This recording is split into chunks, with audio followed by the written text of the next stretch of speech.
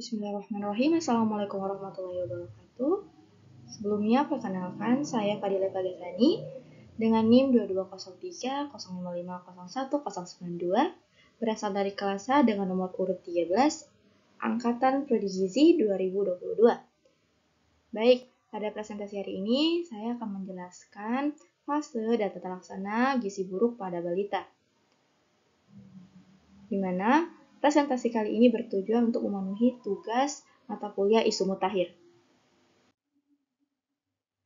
Baik, sebelumnya perlu kita ketahui bahwasanya topik pembahasan pada kali ini yaitu menjelaskan 4 fase perawatan dan pengobatan gizi buruk pada balita dan menjelaskan 10 tata laksana gizi buruk pada balita rawat jalan. Baik, selanjutnya kita perlu mengetahui apa itu gizi buruk. Gizi buruk atau severe wasting ialah kondisi ketika asupan makanan seseorang tidak sesuai dengan nutrisi yang dibutuhkan, sehingga menyebabkan berat badan yang rendah dibandingkan dengan tinggi badan yang dimilikinya.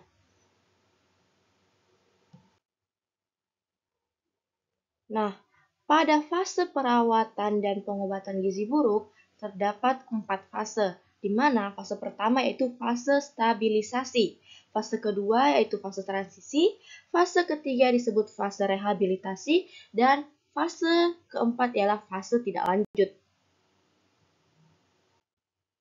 Fase 1 atau fase stabilisasi merupakan fase awal perawatan yang umumnya berlangsung 1-2 hari, tetapi dapat berlanjut sampai 1 minggu sesuai dengan kondisi klinis anak. Pemantauan pada fase ini dilakukan dengan mencatat tanda-tanda vital seperti denyut nadi, frekuensi nafas, dan suhu badan. Ada pula tanda-tanda bahaya yang perlu diwaspadai ialah yang pertama yaitu adanya derajat edema, asupan formula, frekuensi defekasi, konsistensi feses, volume urin, dan berat badan. Selanjutnya ialah fase 2 atau fase transisi, di mana fase ini adalah masa peralihan dari fase stabilisasi ke fase rehabilitasi, dengan tujuan memberi kesempatan tubuh untuk beradaptasi terhadap pemberian energi dan protein yang semakin meningkat, di mana pada pemantauan pada fase transisi ini sama dengan fase stabilisasi, di mana pemantauannya ialah mengecek denyut nadi, frekuensi pernafasan, suhu badan, dan ada pula tanda-tanda yang perlu diwaspadai ialah adanya derajat edema pada balita, asupan formula, frekuensi defekasi, konsistensi feses, volume urin, dan berat badan. Fase 3 atau fase rehabilitasi merupakan fase di mana dapat diberikan di layanan rawat jalan maupun rawat inap. Fase ini adalah fase pemberian makanan untuk tumbuh kejar balita, di mana pemberian energi sebesar 150 sampai 220 kilokalori per kilogram berat badan per hari dalam bentuk F100 atau RUF, di mana pemberiannya secara bertahap, makanan yang sesuai berat badan, umumnya berlangsung selama 2-4 minggu. Kemajuan terapi ini sendiri dinilai dari kenaikan berat badan setelah fase transisi dan mendapat F100 atau RUF itu sendiri. Pemantauan pada fase rehabilitasi dilakukan dengan mencatat asupan formula dan kenaikan berat badan pada balita.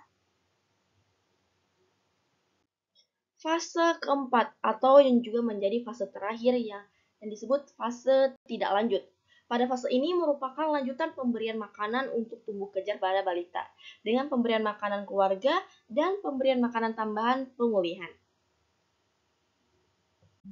Baik, materi selanjutnya ialah tata laksana gizi buruk pada balita rawat jalan, di mana rawat jalan sendiri ialah pelayanan rawat jalan yang ditujukan bagi balita dengan usia 6-59 bulan dengan gizi buruk tanpa adanya komplikasi, di mana layanan ini dilakukan di fasilitas kesehatan primer atau puskesmas. Ada pula 10 tata laksana gizi buruk pada balita di layanan rawat jalan.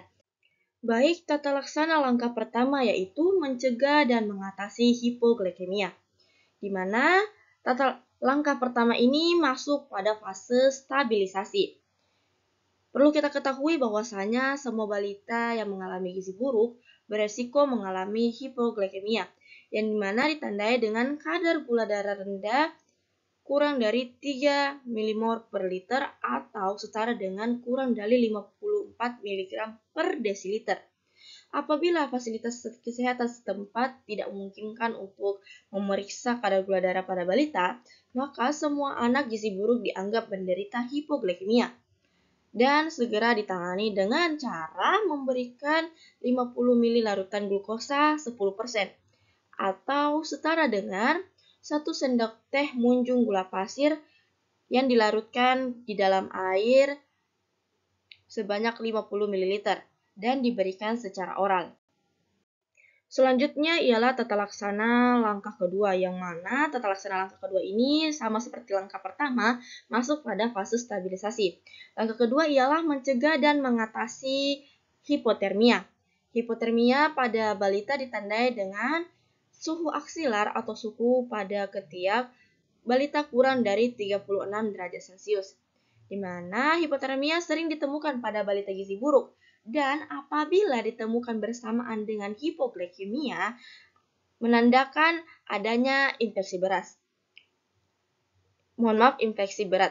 Hal ini dikarenakan cadangan energi anak gizi buruk sangat terbatas, sehingga tidak mampu memproduksi energi panas untuk mempertahankan suhu tubuh. Nah, cara mencegah dan mengatasi hipotermia dengan menghangatkan tubuh balita dengan menutup seluruh tubuh termasuk kepala dengan pakaian dan selimut untuk memastikan suhu balita tetap hangat. Langkah ketiga ialah mencegah dan mengatasi dehidrasi.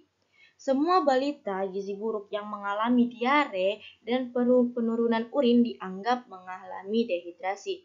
Ada pula penanganan atau cara untuk mencegah dehidrasi tersebut ialah dengan cara pertama pemberian oralit dengan cara pengenceran 2 kali agar kadar natrium menjadi lebih rendah untuk menghindari terjadinya retensi air, edema, dan gagal jantung pada balita.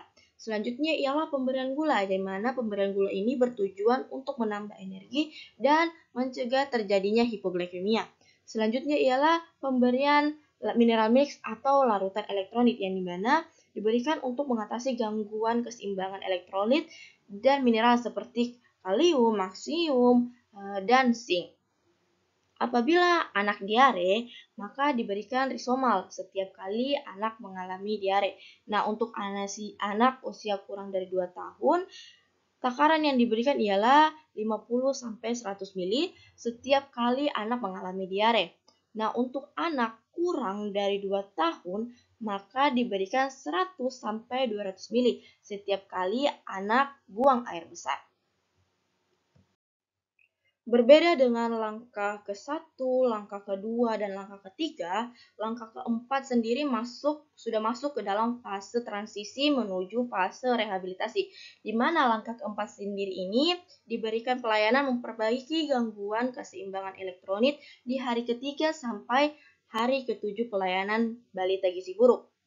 Pada anak gizi buruk terjadi gangguan keseimbangan cairan, elektrolit, dan mineral. Nah, untuk mengatasi gangguan keseimbangan elektrolit tersebut, diberikan mineral mix yang ditambahkan dengan formula dan risomal, di mana untuk mengatasi gangguan elektrolit diberikan kalsium yang terdapat dalam mineral mix ditambah F75, formula 75, atau formula 100, atau risomal. Nah, ada pula yang perlu diperhatikan ialah menghindari pemberian cairan natrium tinggi. Hal ini dikarenakan tubuh anak gizi buruk relatif mengandung cairan kadar natrium yang tinggi dan kalium yang lebih rendah dibandingkan dengan anak normal. Karena itu, pemberian cairan tidak boleh yang mengandung kadar natrium tinggi dan anak harus mendapatkan tambahan kalium. Langkah kelima yaitu mengobati infeksi. Balita gizi buruk yang sering kali menderita berbagai jenis infeksi, namun sering tidak ditemukan tanda atau gejala infeksi bakteri seperti demam.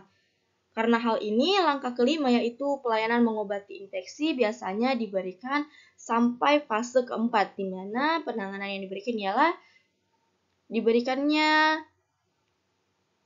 antibiotik dengan spektrum luas seperti contohnya amoksilin dan dilakukannya imunisasi campak jika balita berusia kurang dari 6 bulan. Di mana perlu diperhatikan pula apabila balita memiliki tanda-tanda keadaan syok, maka harus dilakukannya penundaan imunisasi. Langkah keenam yaitu memperbaiki kekurangan zat gizi mikro. Seperti yang kita ketahui bahwasannya anak gizi buruk pastinya mengalami defisiensi vitamin dan mineral. Meskipun sering ditemukannya adanya anemia pada balita, ternyata zat besi tidak boleh diberikan pada fase awal pelayanan, yaitu pada fase stabilisasi dan pada fase transisi. Dan zat besi ini baru diberikan setelah anak mempunyai nafsu makan yang baik dan berat badannya mulai bertambah. Dan biasanya pemberian zat besi diberikan pada minggu kedua atau pada fase rehabilitasi. Hal ini dikarenakan ternyata zat besi dapat memperberat infeksi apabila diberikan terlalu dingin. Ada pula penanganannya yaitu apabila balita gizi buruk mendapatkan RUF dengan komposisi sesuai dengan rekomendasi WHO, maka tidak perlu diberikan lagi suplementasi zat gizi mikro lagi, kecuali ditemukannya tanda klinis kekurangan vitamin A atau ditemukannya adanya riwayat menderita campak dalam 3 bulan terakhir. Maka balita diberikan suplementasi vitamin A sesuai dengan umur. Langkah ketujuh yaitu memberikan makanan untuk fase stabilitas dan fase transisi, di mana pada fase ini diberikan untuk anak gizi buruk di layanan rawat inap sesuai dengan kebutuhan gizi. Nah, pada langkah ketujuh ini pelayanannya diberikan pada fase stabilisasi, yaitu hari pertama pelayanan hingga fase tidak lanjut, yaitu pada minggu ke-26. Di mana pemberian makanan ini bertujuan untuk mengejar berat badan tubuhnya.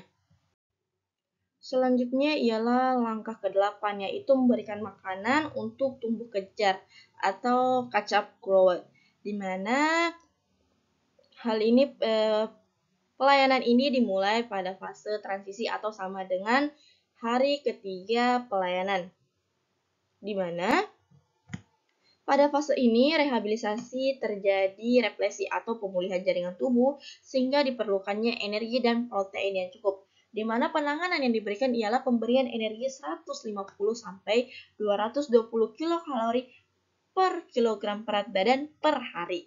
Ya, ada pula proteinnya yaitu 4 sampai 6 gram per kilogram berat badan per hari.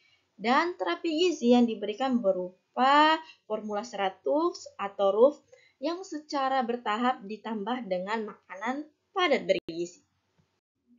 Selanjutnya ialah langkah ke-9, yaitu memberikan stimulasi untuk tumbuh kembang. Di mana ternyata pada langkah ke-9 ini pemberian awalnya itu pelayanannya dimulai pada fase pertama sampai fase keempat, yaitu pada hari pertama sampai minggu ke-26. Di mana perlu kan kita ketahui bahwa pada anak gizi buruk itu terjadi keterlambatan perkembangan mental dan perilaku, di mana pada langkah ke-9 ini keterlibatan keluarga terutama ibu sangat diperlukan dalam memberikan stimulasi untuk tumbuh kembang anak.